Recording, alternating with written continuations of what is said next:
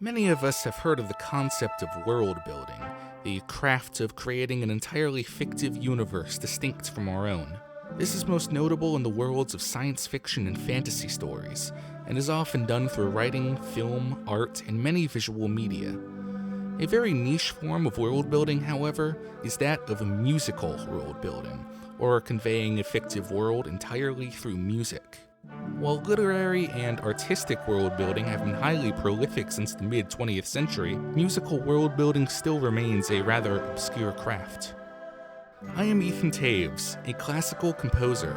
In this video, I will be exploring my recent album of music, Aurora, and looking at how I accomplish musical world building. For this album, I created my own fantasy world called The World of Rulia. This album tells the story of a child exploring this fantasy world through these 8 pieces: Overture, towards Incognita, First Flight, The Oasis, Traditions of the Unicorns, Sounds of the Fairies, The Festival, and Homeward Bound. Here, I will go through each piece in this album and explain how I used orchestration and harmonic techniques to develop this world using music. As such, I will be discussing elements of music theory in this video. I try not to rely too heavily on technical jargon, and do explain some of the concepts explored in here, but you'll have an easier time understanding this video if you have some experience as a musician or a working knowledge of basic music theory. And as a warning, I am going to be discussing many Chinese musical instruments, and I will likely mispronounce most of their names despite my best efforts. And with that aside, let us explore this musical world.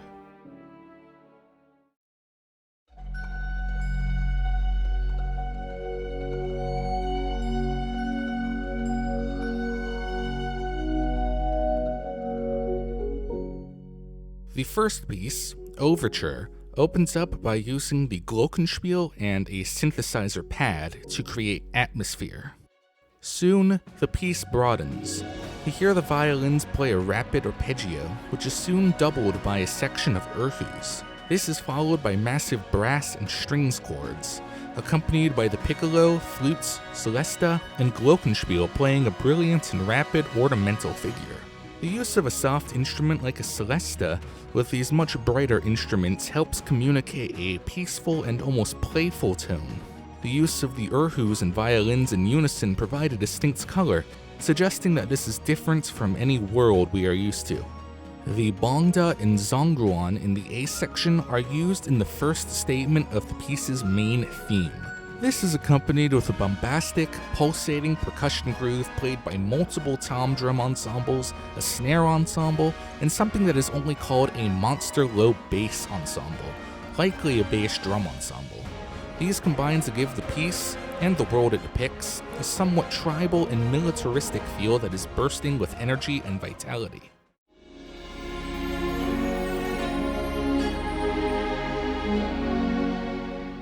The zongruans, yonkans, and apipa state the melody in the B section to provide additional color and flavor. Note the use of the children's choir around this point. It gives a sense of purity and tranquility. This complements the peaceful tone established by the celeste, glockenspiel, and flute flourishes earlier, reinforcing it. This is combined with the use of the natural minor mode, providing an earthy, almost primal quality.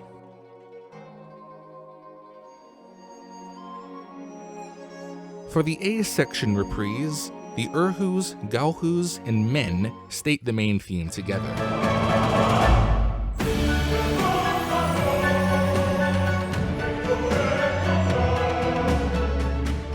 Then the women and the horns join them for another triumphant statement of the theme.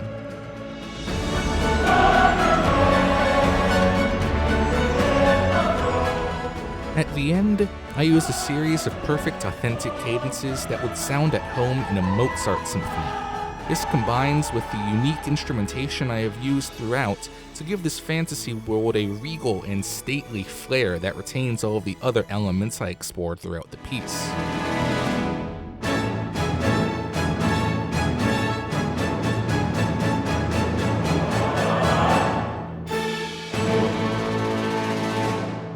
Ultimately, this piece gives us a taste of everything that this world has to offer, and sets the stage for each piece after it to explore the various aspects of this world in greater detail.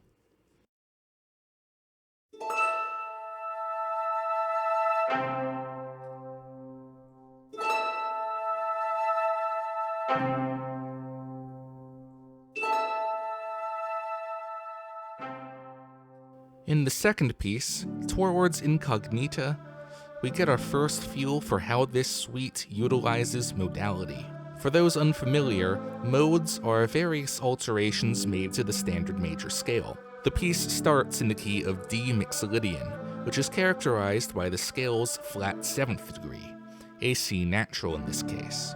In the introduction, we open up with an unusual instrument combination: 2 flutes, an alto flute, a glockenspiel, a harp, and 2 yonkins. The yonkins alone give this passage a lot of character. Following this, a section of zonghus play a melody while the harp accompanies with lush arpeggiated chords. A section of erhus joins the zonghus, and the 2 sections play in parallel thirds. The yonkins also join the harp to accompany.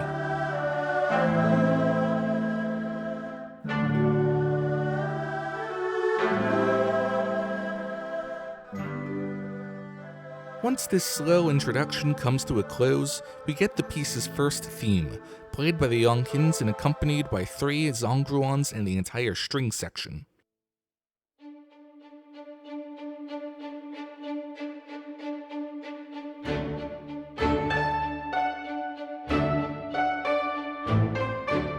The second theme gets played by another interesting combination of instruments: the celli, zongruons, and 2 ukuleles.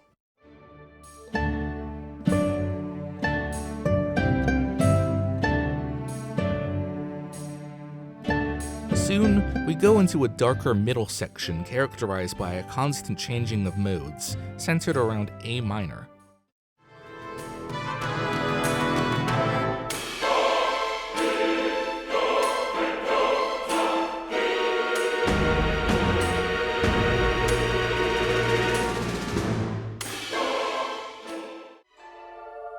After the dust of the chaotic middle section settles, we begin the reprise of the A section, this time in G Mixolydian. This is orchestrated similarly to its first statement earlier, but 2 gezhungs double the melody with the yonkins, and various percussion instruments and the woodwinds all add to the existing string section accompaniment.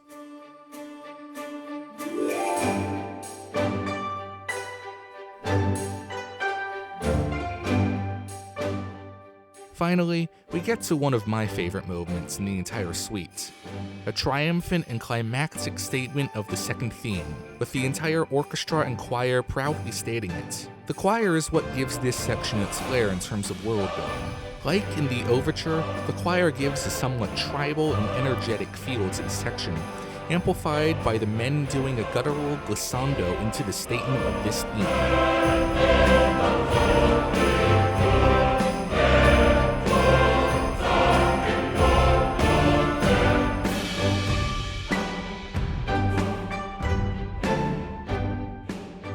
Ends using the same specific instrumentation from the very beginning, with the addition of the gezhungs, some percussion, and the children's choir.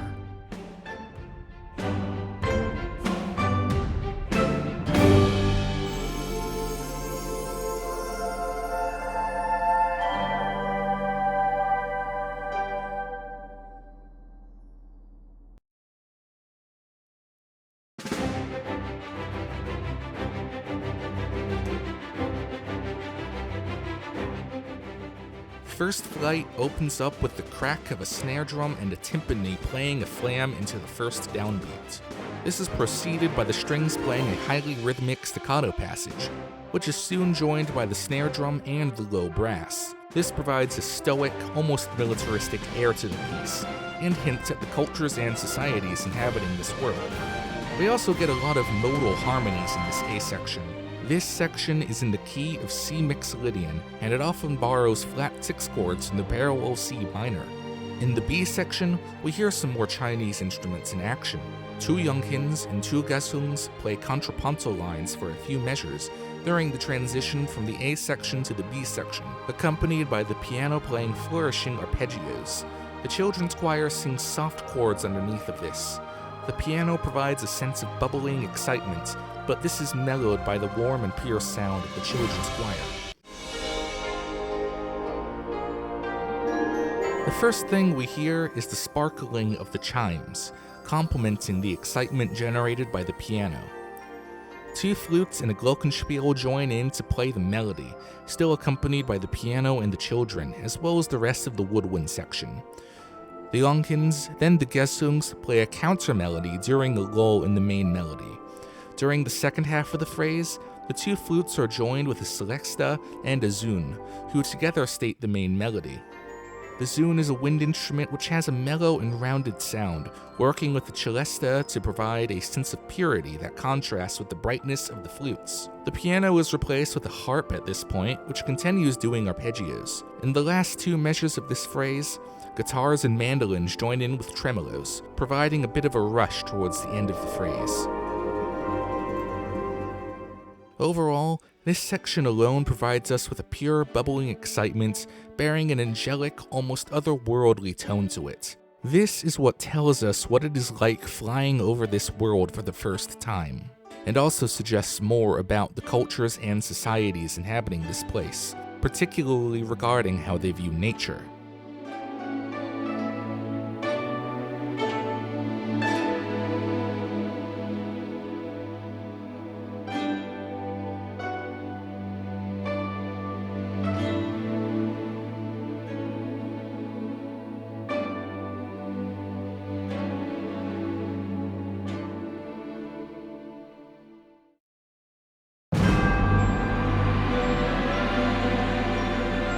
The Oasis is perhaps the most harmonically adventurous piece in this suite.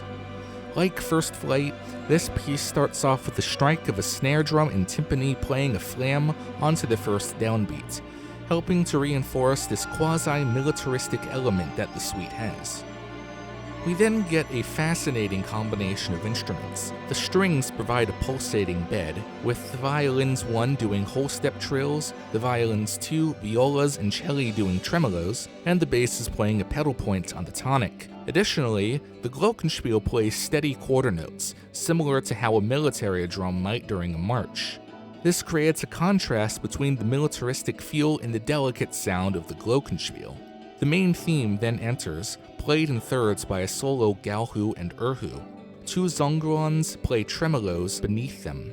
In the next phrase, a solo quida and sheng replace the galhu and erhu, still playing the melody and octaves.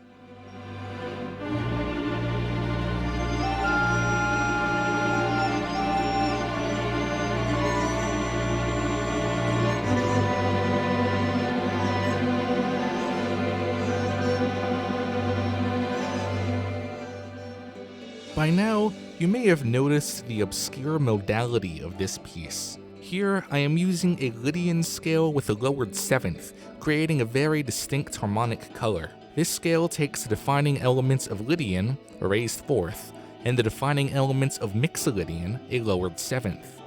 In the following phrases, I introduce a new instrumentation. A melodic ostinato, a repeating pattern, gets played by a combination of piano, marimba, ukuleles, and guitars, all of which are processed with effects to give them a more otherworldly feel. Accompanying them is another marimba and a harp.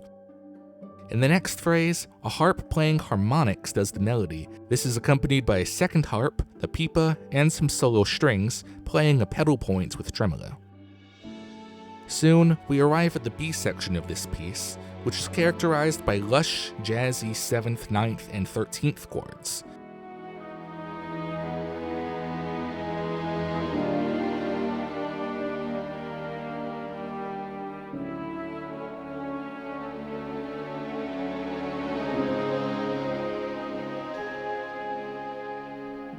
Two Yonkins play the melody here, with the strings accompanying with quiet, lush chords. After a piano solo, we arrive back in the A section reprise.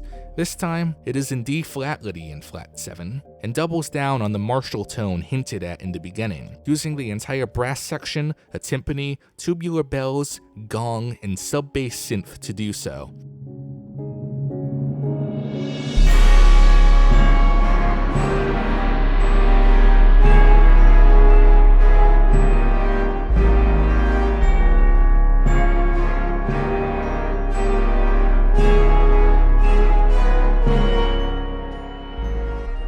phrase adds cymbals, a snare drum, toms, and a bass drum to the mix.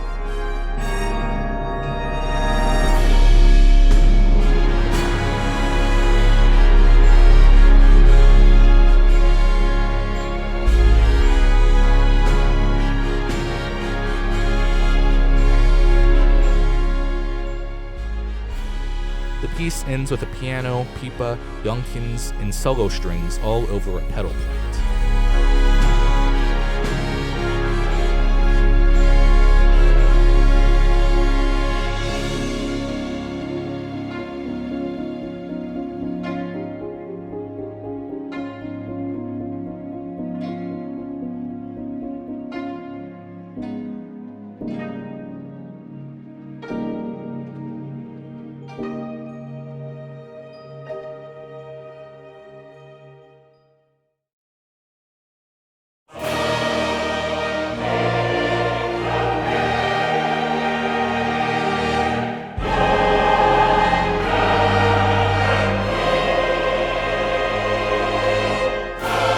Traditions of the Unicorn starts off with a bang, with the full choir, brass section, and strings stating a regal theme.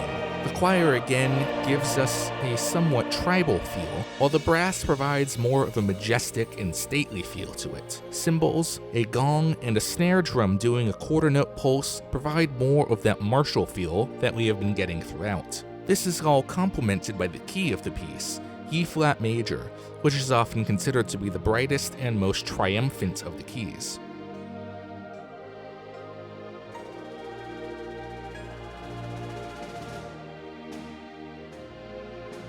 In the next phrase, the children's choir joins the strings in playing soft, lush chords. A solo pipa takes over the melody, and the next phrase is joined by a likin. Following this, the strings take over with the violins doing the melody. The cello, basses, and snare drum play another march-like quarter note rhythm to continue developing the militaristic air present here.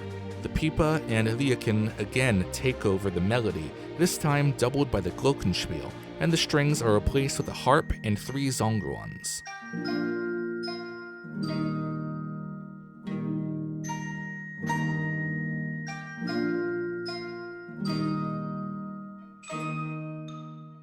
Now, we move to the B section of the piece, which is much more playful and hints at a second aspect to this militaristic unicorn society.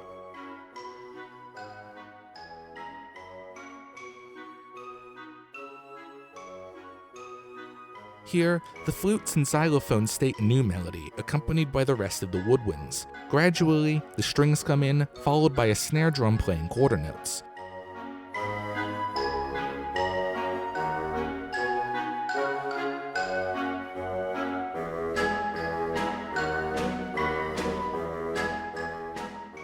During the final phrase of the B section, the children's choir joins in again, and a crash cymbal, sleigh bell, triangle, tambourine, clave, and shakers join the fun as well.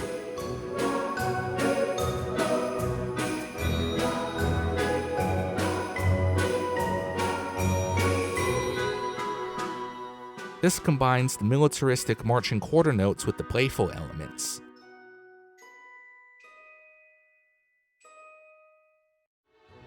After this, we return to the A section reprise, where we are greeted with another triumphant statement of the A theme with full choir, brass ensemble, strings, and percussion.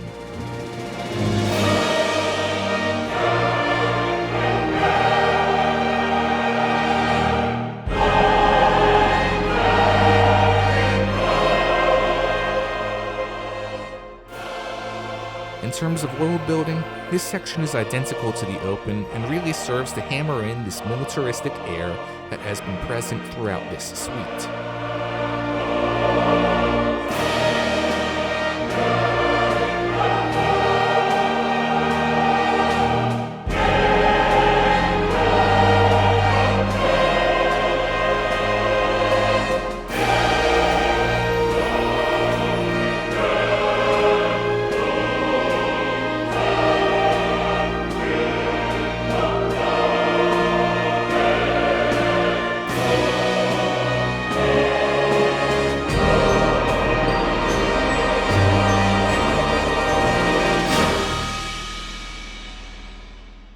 Sounds of the Fairies is the most ambitious piece in terms of its use of sound design. This is the only piece that prominently and consistently features synthesizers in sound design. Here, I use synthesizers to represent magic.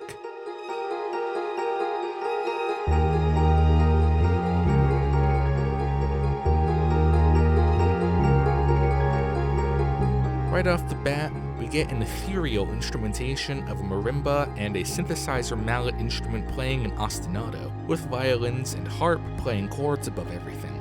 Then, a synth bass enters to play the melody. Note how this orchestration is inverted from the common structure that I have used before this. Previously, I have had the melody on top with the ostinato in the middle and the chords beneath everything. Here, the chords are above everything else, and the melody is at the bottom of the frequency range. Not only does this contrast with the brightness and the openness of the previous orchestration, but it provides a very warm, mellow, and peaceful tone. In just the first few seconds, we could tell that these fairies are very different from the unicorns depicted in the previous piece. Soon, the mallets and bass drop out and are replaced with a piano playing the ostinato. A guitar and balalakia join in to state the main theme.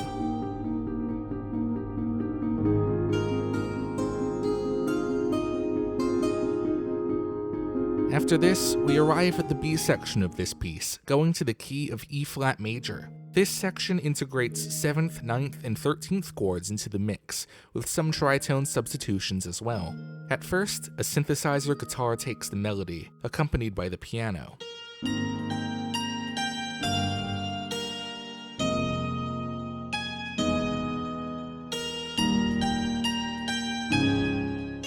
In the next phrase, the glockenspiel takes over the melody, and is accompanied by the flutes playing arpeggios and the violins playing pizzicato.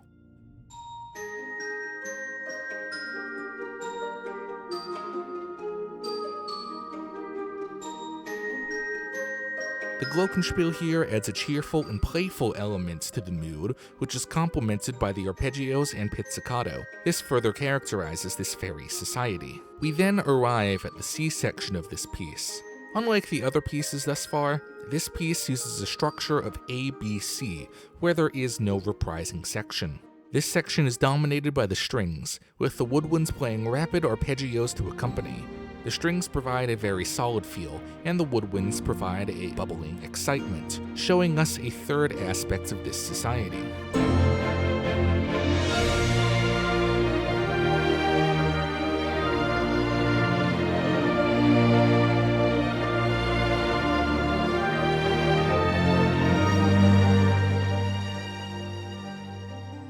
To end the piece, we get a brief statement of the opening theme from the A section after this, once again played by the guitar and balalika, and joined by the marimba and synth mallet.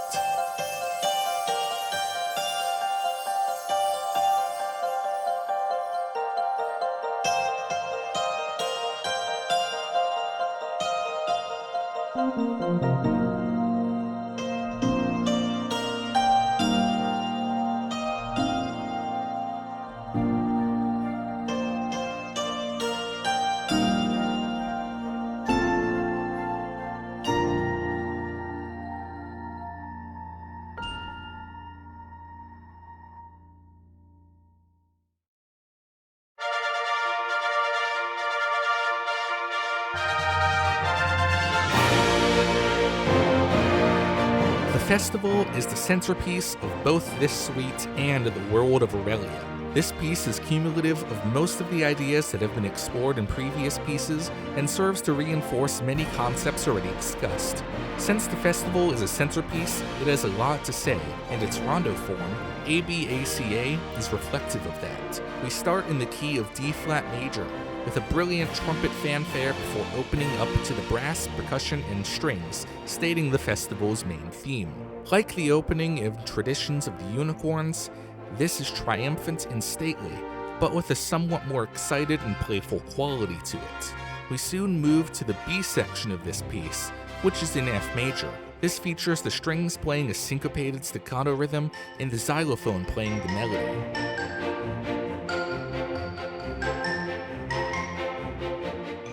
This reinforces the playfulness present in the middle section of Traditions of the Unicorns as well as some parts of Sounds of the Fairies. That instrumentation continues throughout the B section. The second A section kicks off, and it is similar to the first with the addition of the choir. The C section is where things get interesting. The cymbal swell and the harp glissando lead us into new material in the distant key of D flat major.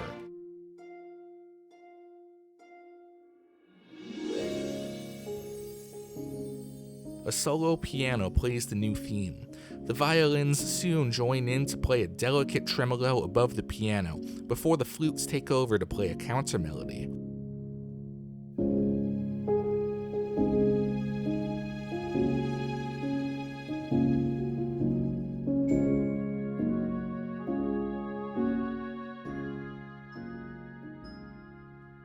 The piano and flutes drop out and are replaced with a yonkin, gezun, liukin, pipa, and 3 zongruons. In the next phrase, the strings join them, playing chords beneath.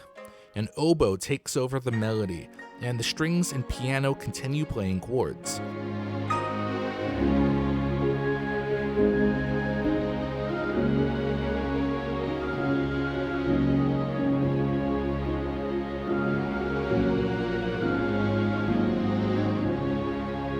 In the next phrase, the Chinese strings and 2 flutes join. Everything from here opens up to 3 final statements of the C section's main theme. The strings play the theme with the flutes playing staccato chords above. On the second time, the violins go up an octave and the brass and percussion are introduced. The percussion here is reminiscent of the militaristic elements displayed in the Oasis and Traditions of the Unicorns, but have a more playful feel by emphasizing the offbeats. For one final brilliant statement of the C theme, everything goes up a whole step to the key of E flat major, the violins go up another octave, and the choir joins to sing the melody as well. Following this, everything continues to build, going higher and higher until reaching a massive A minor over G chord, the largest chord with the highest note so far in this entire suite.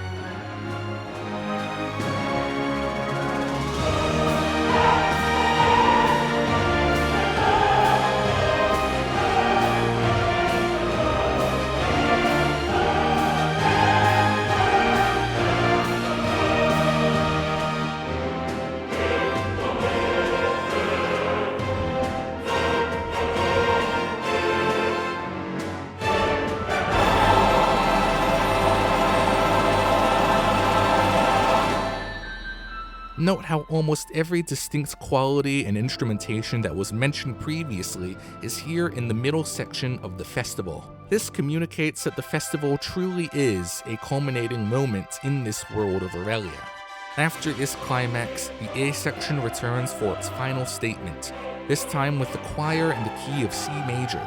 For the final cadences of the piece, we hear 2 deceptive cadences going to the flat 2 and minor 4 of C major, reminiscent of the modal interchange that was present in the Oasis and Sounds of the Fairies, as well as the modal keys of most of the other pieces. For the third cadence, everything finally resolves and the final chords borrow from C mixolydian. To end, there is one great hit to signify the conclusion of the festival.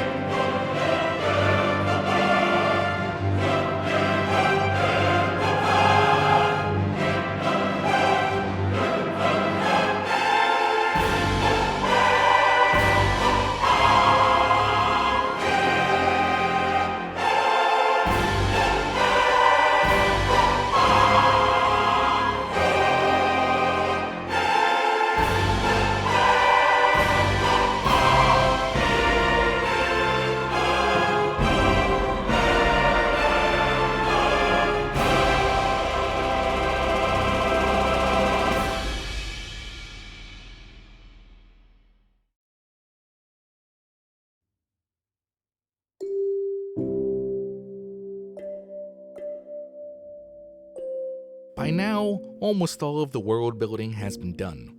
Thus, nothing new is really explored in Homeward Bound. This piece ultimately serves as a reflection of what was depicted prior. Unlike all of the other pieces, this one is distant, alone, and almost melancholy. This piece features many solo and lightly orchestrated passages throughout. Its Mixolydian mode feels much darker here than it did in First Flight and Sounds of the Fairies.